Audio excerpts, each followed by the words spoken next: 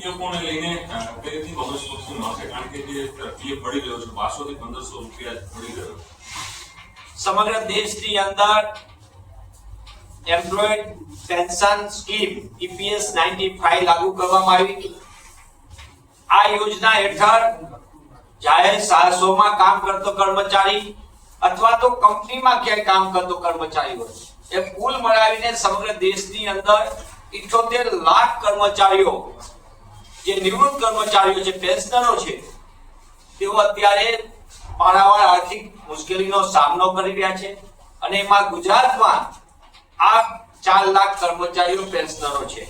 EPS 95 EPS 95 ની આખી વ્યવસ્થામાં વર્ષો સુધી પોતાની જિંદગીના યુવાનીથી લઈને નિવૃત્તિ સુધીના સમયમાં, એટલે કે 30 થી 40 વર્ષ પોતે જિંદગીની અંદર પોતાના પૂર્ણ સમય જે તે સંસ્થા માટે કામ કર્યા હોય, એ કર્મચારી નિવૃત્ત થાય ત્યારે માત્ર એને 1200 રૂપિયાથી 1500 રૂપિયા, હું ફરી કહું છું, 1200 રૂપિયાથી 1500 રૂપિયા જેટલું નજીવા પેન્શન.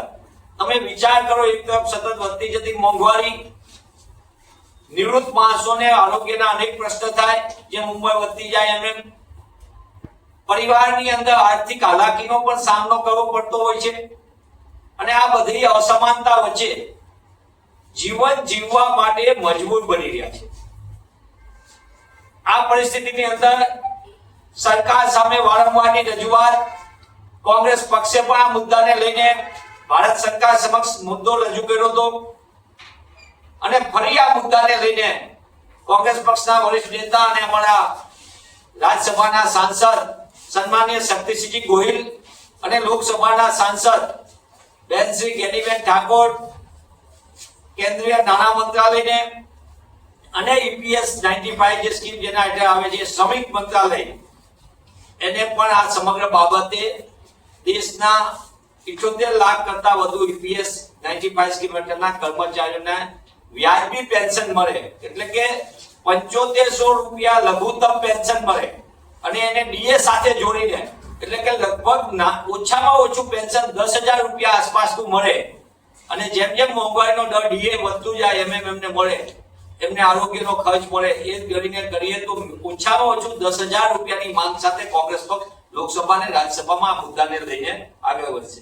આપણે એ પણ જોવું જોઈએ કે દેશની અંદર EPS 95 હેઠળના જે કર્મચારીઓ છે, એ કર્મચારીઓની અંદર 50% કરતા વધુ કર્મચારીઓને તો માત્ર 1200 રૂપિયાથી આસપાસનું જ પેન્શન મળે છે. બીજા થોડા કર્મચારીઓ છે એને 2000 રૂપિયા જેટલું પેન્શન મળે. ત્રીજા કોઈ કર્મચારી છે, થોડા કર્મચારી 0.06 આસપાસના, એટલે કે 40,000 જેટલા કર્મચારીઓ સમગ્ર જોઈએ તો એમને 6000 રૂપિયા મળે. પેન્શન એ ભીખ નથી, એ નાગરિકોનો અધિકાર છે. જે કર્મચારીએ વર્ષો સુધી કામ કર્યું એનો અધિકાર છે. અને આખી વ્યવસ્થા સામાજિક સુરક્ષા માટે છે. અને જ્યારે નિવૃત્ત પછી પોતાના પરિવારના ગુજરાત માટેનું એક નાણાકીય સુરક્ષાની સાથે સામાજિક સુરક્ષા પણ છે. ત્યારે કોંગ્રેસ પક્ષ તરીકે અમે માંગ કરીએ છીએ કે EPS 95 હેઠળ ઓછામાં ઓછું પ્રતિ માસ 7500 રૂપિયા પેન્શન મળે. સાથે સાથે EPS 95 પેન્શનરને મેડિકલ સહાય અને મોંઘવારી ભથ્થું પણ મળવું જોઈએ. સુપ્રીમ કોર્ટે સમગ્ર બાબતમાં ચુકાદો આપ્યો છતાં કેન્દ્રની ભાજપ સરકાર આ ચુકાદાને લાગુ નથી કરતો અને લાખો પેન્શનરોના જીવન સાથે રમત રમી રહ્યું છે. પેન્શનરો માટે એમની ફરિયાદના નિકાલ માટે પણ ફાસ્ટ ટ્રેક ગ્રીવન્સીસ સેલ, ફરિયાદ સેલ હોવું જોઈએ. એની પણ અમે કોંગ્રેસ પક્ષ માંગ કરે છે. અને સુપ્રીમ કોર્ટે જે કીધું છે પેન્શનની વ્યવસ્થા, એનું સંપૂર્ણપણે અમલવારી કરવામાં આવે. પુનઃ હું આપના માધ્યમથી માંગ કરું છું કે 78 લાખ જેટલા સમગ્ર દેશના EPS 95 હેઠળના પેન્શનરો અને ગુજરાતના 4 લાખ જેટલા EPS 95 હેઠળના નજીવું પેન્શન મેળવતા કર્મચારીઓને તાત્કાલિક ન્યાય મળે.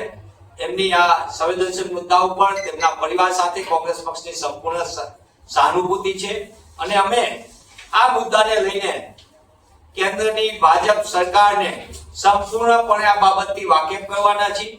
આપના માધ્યમથી એ પણ વાત ધ્યાન ઉપર મૂકું છું, એક તરફ પેન્શન નજીવું આપીને લાખો પરિવારના જીવન સાથે રમત રમી રહે છે અને બીજી બાજુ 30,000 કરોડ રૂપિયા ઈપીએફઓ માં અનક્લેમ રકમ તરીકે, હું ફરીથી કહું છું, 30,000 કરોડ રૂપિયા સંપૂર્ણપણે ઈપીએફઓ માં ડેટ તરીકે, અનક્લેમ રકમ તરીકે એમને પડી રહી છે વર્ષોથી. આ રકમથી પણ આ કર્મચારી, જે નિવૃત્ત કર્મચારી છે, એને ન્યાય આપી શકાય. ત્યારે આ મુદ્દો સંવેદનશીલ છે. આપ સૌને વિનંતી છે કે આ પેન્શનરો જે આપણા સમાજની વિવિધ વ્યવસ્થામાં જેમને જિંદગીના કિંમતી વર્ષો કર્મચારી તરીકે આપીને વ્યવસ્થાને સાચવી છે, તેમના ન્યાયની લડતમાં આપ સૌનો હું સહયોગ માંગુ છું.